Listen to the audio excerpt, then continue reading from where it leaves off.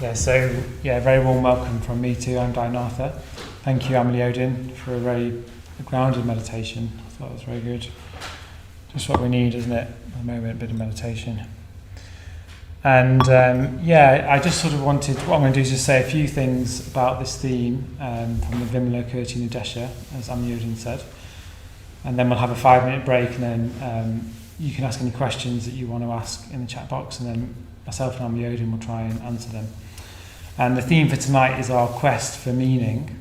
So, having this sort of sense of meaning, and like the meaning of life is very important, isn't it? Because without meaning, we lose direction, and we can sort of end up, especially at a time like this in lockdown, sort of a bit directionless, or we can sort of lose track of what's important. So I thought it's quite good to sort of draw out meaning from the sort of our quest for meaning and what is meaning from the text. I thought it's quite relevant. So I'll try and do that. And really, in short, meaning in the end, I think comes from really seeing into reality, like what is this life about, and really seeing into reality, which is what the Buddha represents. So enlightenment is described in the scriptures, but what I'm going to try and talk about is sort of ways to get to enlightenment, or sort of ways of trying to see enlightenment, which is what this book,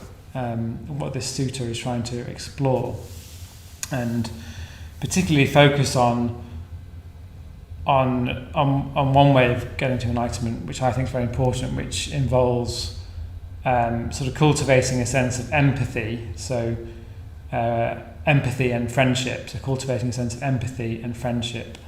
And in a way, using something like a text like the Vimalakirti Nidesha to do that. So using that itself to do that. So empathy and friendship. And I want to sort of take us back into the story of Vimalakirti Nidesha. Amelie Odin last week started us off with a story, just to remind us of the story. Vimalakirti is a figure from the central figure from the sutta, and he is a sort of an elderly man. You can imagine white hair, and sort of a wise man that has lots of friends in the Buddhist tradition. Lots of people know him, and he often tries to challenge people. So he's quite challenging, and particularly he likes to challenge arahants and bodhisattvas. So arahants and bodhisattvas arahants are people that have sort of gained enlightenment or gone on the path, made lots of progress on the path. And bodhisattvas are people that have in the Mahayana tradition. So that's the sort of the Great Way tradition, have attained enlightenment for the sake of all beings. Or if you're on the bodhisattva path, you're trying to attain enlightenment for the sake of all beings, not just for yourself, which is what in the Mahayana tradition they say arahants are doing. They're just trying to do it for themselves. But of course, in reality, if you do get enlightened, then you are always doing it for the sake of all beings. So Vimalakirti, as I say, he's having lots of debates with different bodhisattvas, and he's quite challenging in some ways. He's one of those friends that's quite challenging, that likes to, coming from a good place, trying to help, likes to challenge bodhisattvas on the Dharma, on points of the Dharma. I live with Amelie Odin, who you just met, and he's very good actually at challenging me in different ways, a bit like Vimalakirti. We actually share a room as well, and I think it's wonderful actually to be challenged at times. I think one needs to be challenged, and it's a way of, that sort of friendship is a way of developing empathy and friendship, which I say does lead to enlightenment in the end. But you have to start somewhere, and I think it's really good to start with a friend that likes to challenge you, and in a good way trying to help. A friend that can see your blind spots and sort of point things out, things to work on. At the moment, he's pointing out to me I need to work more on my lethargy and trying to overcome sort of laziness, and sort of maybe do more exercise, or just not just sort of go to bed early, which sort of, as you can imagine, sharing a room sort of causes. Anyway, I won't bore you with all the details, but it's sort of, I think the point remains that real friendship does involve your friends saying real things, like real things to you. And Vimalakirti is definitely that sort of figure, and he's, sometimes that's humiliating as well, isn't it? Being told things everybody thinks of themselves as perfect, and of course we're not perfect. No such thing as perfectness. And in that sense, humiliation is very good. It helps us grow. Particularly, recently at work, I've had quite some feedback at work. I work as a GP. Had some feedback at work, which has been a bit shocking at times, because I think I'm fine. We've had a bit of feedback around patients, and it's been very refreshing actually to get feedback and then to sort of work on those areas. And I feel very appreciative for that. Actually, it's real friendship, real discipleship in that way. So he's that sort. So you all have friends like that probably, or maybe you give feedback to your friends. So he's that sort of friend, and it turns out in the story that and I'd say hopefully this story I'll sort of draw out the themes of friendship and empathy as we go through the story. So that's just keep that in mind. So anyway, going back to the story. So so it turns out that Vimalakirti is sick. So he's not well. He's just feeling unwell. Nobody really knows why. And all the other bodhisattvas who are around hear about this. And of course, because he's that sort of character, sort of a challenging character, no one really wants to go and see him at first, because they don't really want to get challenged. He's one of those sort of what in GP land we call maybe sort of a heart sink patient. So a patient that he's sort of a difficult patient that sort of might be challenging, or the sort of nobody really wants to see. But Manjushri, who's a sort of wisdom figure, wisdom bodhisattva. You might have seen images of Manjushri. He's holding a sword and he has flames. He's a young prince, 16-year-old young prince, very beautiful figure. He plucks up the courage and, in a way, the compassion, the courage, the wisdom to go and see Vimalakirti and find out why he's sick, what's wrong with him. And actually, he actually takes 8,000 other bodhisattvas and beings with him on the way, because it's all seen as a very, very important meeting, himself and Vimalakirti, and to find out what's wrong with Vimalakirti. People really want to go and find out, and they want to see that any dialogue that happens between them, which there is dialogue happening that's going to happen between them, and they're a bit sort of on tenterhooks because they know Vimalakirti is challenging. So don't quite know what Vimalakirti is going to say, what's wrong with Vimalakirti. So they all want to go and see and find out. So Manjushri goes to see Vimalakirti, and Vimalakirti senses them coming, and he uses his powers. He's got magic powers. Uses magic powers and as Manjushri comes, he makes all the house disappear, and actually all the furniture disappears, all the attendants disappear. So in the end, it's just Vimalakirti on a couch, floating in midair, and Manjushri enters. Well, there's nothing really to enter, is there? I mean, it's just he just comes to the area and sees Vimalakirti, and they greet each other in a typical sort of Buddhist fashion, which I like. I'll just read what they say. I mean, if myself and Amalioden could talk like this would be great, just sort of, because they're both enlightened figures, and what does one enlightened being say to another enlightened being? Well, this is sort of the sort of things they say. So Vimalakirti sees Manjushri and says, "Welcome, Manjushri, you are very welcome. There you are without any coming. You appear without any seeing. You are heard without any hearing." So a bit cryptic there. And Manjushri replies, Manjushri is the wisdom figure, so he can give a bit as well. He can sort of give his own Buddhist answer. So he says, "Householder, it is as you say. Who comes, finally comes not. Who goes, finally goes not. Why? Who comes is not known to come. Who goes is not known to go. Who appears is finally not to be seen." So it's very, I like that sort of, it's sort of trying to be non-dualistic there in their language. They're trying to say, so nothing really seems what it appears, and that's a central theme from Vimalakirti. Once you're enlightened and you've got that sense of meaning and the Dharma, then nothing, you just know that nothing and nothing appears what it seems. So even our pain, our suffering, lockdown, nothing it's not real in the sense of reality. So they talk in that sort of way. Who appears is not to be seen, you know. And then of course Manjushri does ask Vimalakirti, you know, why are you sick, and how long will it continue, and what's going on? How is it that you're sick? And what's interesting is that Vimalakirti is not really sick in the sense that we know of it. He says, Manjushri, my sickness comes from ignorance and the thirst for existence, and it will last as long as do the sickness of all living beings. So what that means is that if all living beings were to be free from sickness, he would also not be sick.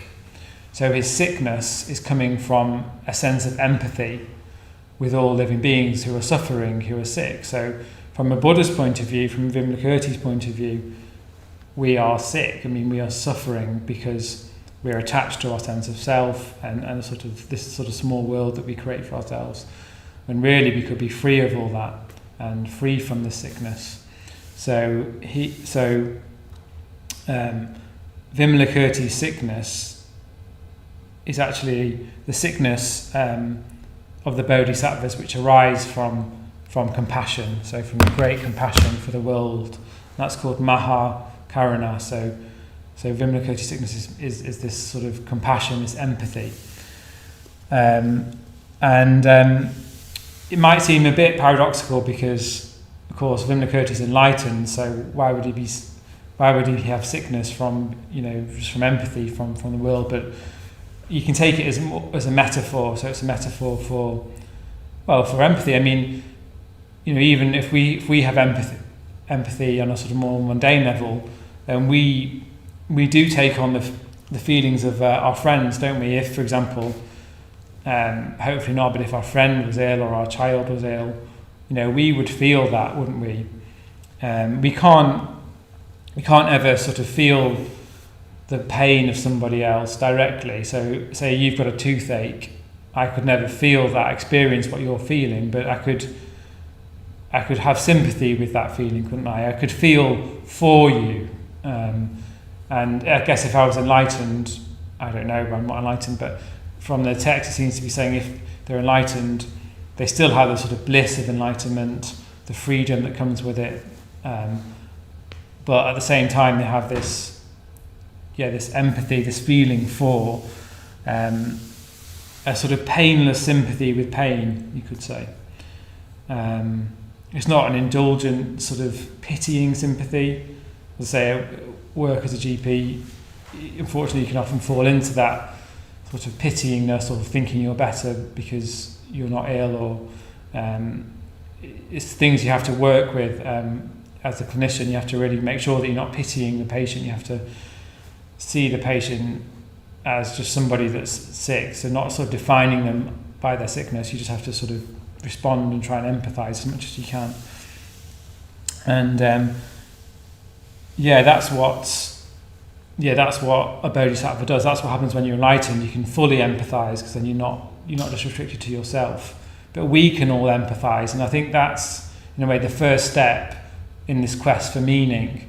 Without empathy, we just get stuck in this bubble of me and what we want and what we don't want, and how bad the world is, and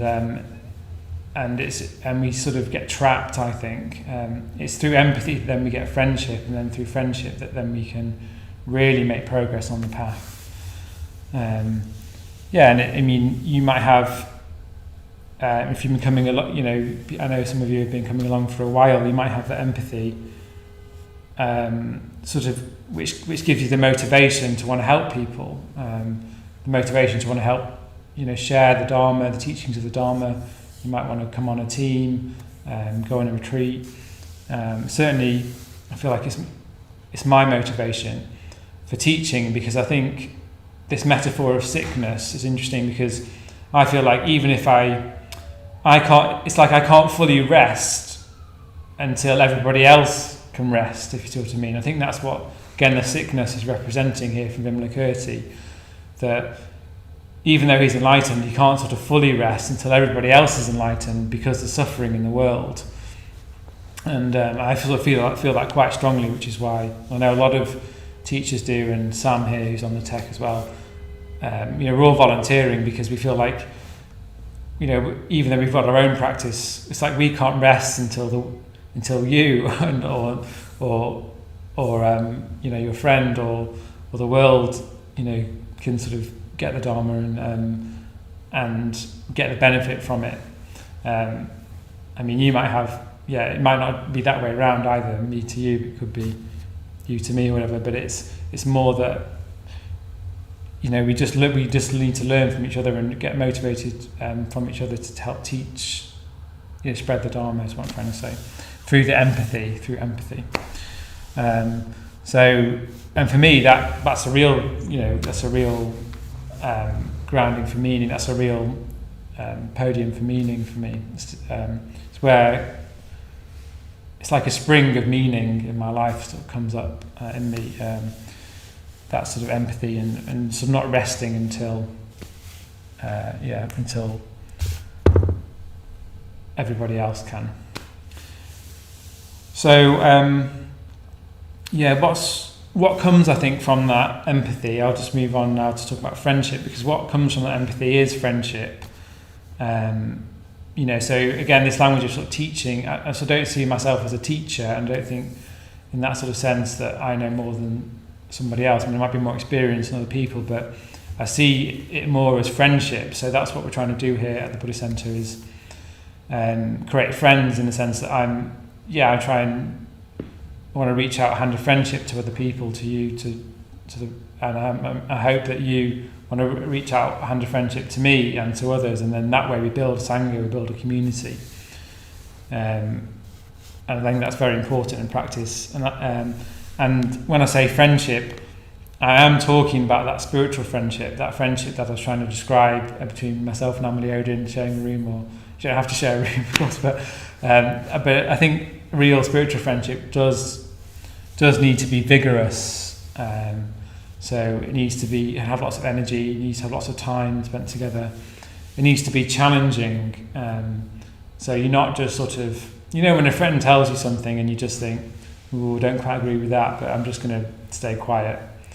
That's not real friendship. That's just you trying to sort of stay, that's you just trying to protect yourself probably from a challenge or from difficulty. Real friendship is really saying, ooh, that doesn't sound great, what you're doing there, is everything all right with you, or why is it you're doing that? You're not trying to be antagonistic, but challenge is really important. And I think if it's real friendship, then your friend will appreciate that sense of challenge, or you can appreciate being challenged. And it is demanding, it is intense, it's bracing, it's invigorating. But at the end of the day, it's invigorating, and that's why I live in community. That's why some of you will have spiritual friends and do that sort of thing, because it is invigorating. It keeps you alive. It keeps the Dharma real. It keeps the practice. It keeps my practice very alive. And it just gives me meaning. I think it sort of makes sense, because you can't just have empathy by yourself, can you? You can't practice the Dharma on your own, I don't think so, even though times on your own are important. So so I think friendship in that way should be stimulating, and it should be, Sangha actually talks about it in the book. He talks about it as it should be like a cold shower rather than a warm bath. Quite like that. I don't like cold showers actually, but warm baths actually. Anyway, maybe I should have some more cold showers. I don't know. But sometimes it can feel like that, friendship, where you just go, whoa, sort of someone says something to you, and you think, oh, right, wow, yeah, that's true, that's so true, and sort of wakes you up like a cold shower. And that's a bit like Vimalakirti and Manjushri's friendship in the text, and they go back and forth. So that I just read you a few little snippets, but most of the sutra is them going back and forth with deep dharmic sort of reflections, and based on that sort of real spiritual friendship.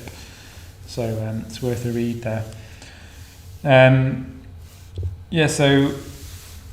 What's interesting, so I'll just now move on to sort of the final section and just sort of zoom out a bit, because as you can see, we've sort of got some clues about how to practice from this text, from the Vimalakirti Desha.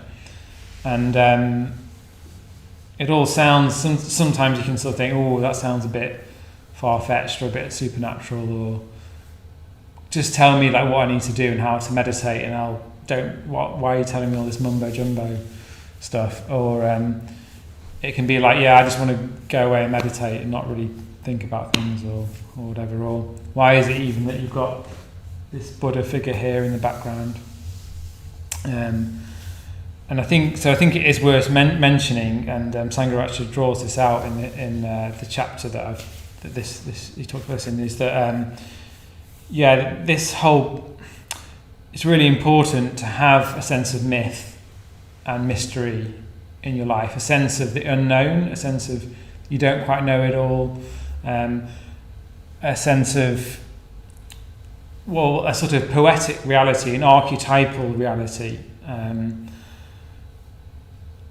I think we've evolved to have a very sophisticated mind and brain that can sort of really rationalise thoughts, but it's really not all of us at all. I know there's been some interviews with Ian McGilchrist recently, who's a psychiatrist, scientist and a poet and a very interesting thinker.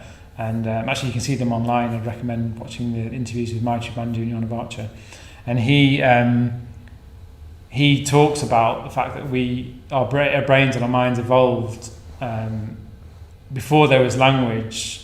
There was music, so we communicate through music. If you think about birds, for example, they are communicating through music, aren't they? They're chirping, or monkeys are sort of chirping. And Amelioda's reading the book, so I'm not ready actually.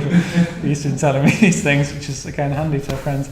And he was telling us this at dinner, and I thought that was very interesting actually. So I think that what that shows to me is that our depths respond to art, poetry, music, emotion. It's not just that rational. I mean, if you ever tried to rationally get yourself out of, say, a panic attack or a strong feeling, you just can't do it. Your mind, you won't.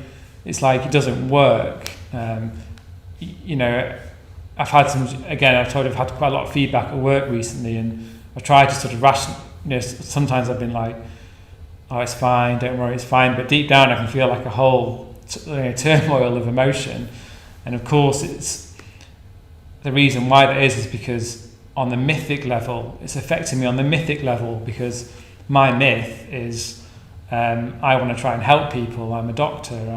I want to be doing a good job, and that myth is sort of, and if that doesn't go well, that myth is disturbed, and that my sense of meaning is then disturbed, and I can't sort of think my way out of it. I have to sort of go back to basics, like, what am I doing? Reflect, what am I doing in my life? Look at my life choices, big and small. So small, how's my meditation going, moment to moment? Big, what am I actually doing in my life? And of course, interrelate.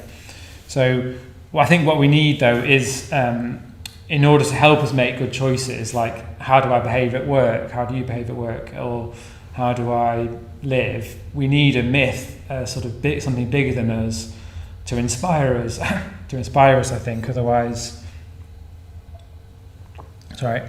we can easily get distracted or pulled away or forget about empathy or friendship or whatever we're trying to do. So I think in the story, for example, Vimalakirti actually represents a sort of pretty historical figure who's got, sort of, you can recognise him as a person, whereas Manjushri is much more this poetic figure. He's got flames coming from him, a sword. He's 16. So he represents more the mythic side, whereas Vimalakirti is more the sort of historical reality side. But the whole sutra is pointing to the fact that you need the both. We need the both to be able to get meaning from life. You only have to think of, if the sort of religious imagery doesn't speak to you, you only have to think of the myths that do speak to you. For example, all the superhero films that are very popular these days, there's lots of appetite for that. That's because, we respond to this hero figure that we sort of think that could be us, or that could be a life for us where we're giving to other people. Definitely was for me growing up. I remember wanting to be Superman and Batman quite strongly, because, they're invincible and bulletproof and they get Lewis Lane, etc. That's a joke. But it's more that they have the sort of, they have this sense of selflessness, which is what I really, really believed in. And I think having that in mind is really important. Just having this sort of, that might be the sort of the Buddha, it doesn't have to be this text of Immaculation Gesture if you've never heard of it. Don't worry, you could, but you probably might already have a resonance with the Buddha, for example, and his life story. So what's always moved me is the sense that he lived in this palace and he had everything, and he gave that up for something higher, something more. And that actual example has literally helped me make decisions in life. I remember at one point I had to make a decision. Do I, for example, move in with my girlfriend, or do I move into a Buddhist community? And I remember at that time, the girlfriend was saying, there's this amazing flat we could live in and it'd be really good. And I was sort of tempted, but then I remembered the Buddha's story that he left the palace, and for him that made all the difference, and that gave him his whole life, and then more than that when he got enlightened. And it was that thought actually that I thought, it's tempting, but I don't think it's going to work, and we broke, we ended up breaking up. It wasn't just because of that, it was for different reasons, but what I'm trying to say is that it was sort of a guiding principle for me, that the Buddha's life was a guiding principle. I really believed in it, and I'm very grateful that I had that, because I feel like that's given me everything in my life, for my friends, my meaning, and a sense of purpose, which I never would have got in the other scenario. And of course, it was best in the end. It's best for my ex-girlfriend, who now has a happy life in a different way. But do you see what I mean? It was, I think our myth is very important, and who we want to be, and drives our life, and this sort of archetypal reality will be strong in us. So maybe we have to try and find it if it's not, but it will be in there. And by reading texts like this, it sort of can hopefully cultivate more of a sense of the mythic and meaning. That's in a sense what we're trying to do with by reading a text like this and by reflecting on these sorts of themes. And in a way that will help us, with our empathy, with our friendship, help us go beyond ourselves, having that sense of meaning and the sort of mythic that comes through our life will in the end give us that meaning, to the extent that the myth corresponds to what's deepest in us. Of course, you can have myths that don't work either, aren't based on reality, that sort of take us the wrong way. But if you have a myth that takes you, in a skillful way, in a way that's sort of closer to reality, then that will really help, and that will sort of define our life. And that sense of archetype, I guess you could see it, like sometimes I think when politicians, make speeches, for example, that can sometimes stimulate the sense of myth. So you might have seen the latest, you might have your own opinions on the latest election in America, for example, but someone was saying in my study group the other night that just by hearing President-elect Biden, for example, give a talk on his win, it moved him, because he's talking mythically, isn't he? Visionary, he's talking in a visionary, mythical way, about America and what America can achieve. So whether you agree with his politics or not, do you see what I mean? That I think politicians, the leaders of the community, can get close to that vision. But of course, the Buddhist vision is even more than that, because unfortunately, a lot of the time politics isn't based on reality or Buddhist ethics, and it can go wrong. And so we need something more than politics, I believe, even. But I'm just trying to say that politicians can give you a taste of that sort of mythic visionary experience that we all need. But then I personally think we need even more than that, which is why the Buddhist Sutras are so rich, I think, because they give you that sense of vision, but based on reality. So do have a read of that. If you can get the book, I would recommend it, Inconceivable Enunciation. Or if you do a mixture group, so a study group that we do here at the centre, you'll be hopefully studying that in the group. If you do want to join a group, otherwise then there's options to do that as well. But so that's really good to do that. So I hope that sort of stimulated a bit of thought, a bit of discussion on our quest for meaning in terms of empathy, friendship, and the sort of using the mythical realm to sort of get there.